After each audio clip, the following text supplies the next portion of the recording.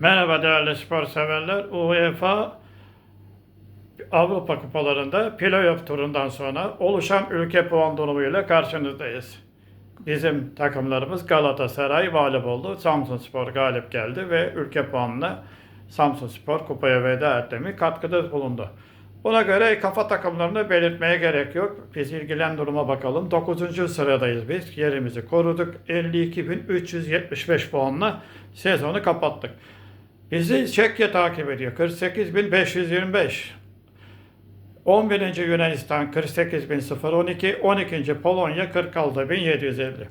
Bizi sevindiren bir diğer olay hemen bizi takip eden Çekya'nın Avrupa Kupalarında bizim gibi takımı kalmaması. Bu önemli. Dolayısıyla 2027-2028 sezonunda Türkiye Ligi'ni şampiyon bitiren takım direkt olarak Şampiyonlar Ligi'ne katılmayı hak etti. Değerli spor severler, bizi izlemeye devam edin efendim.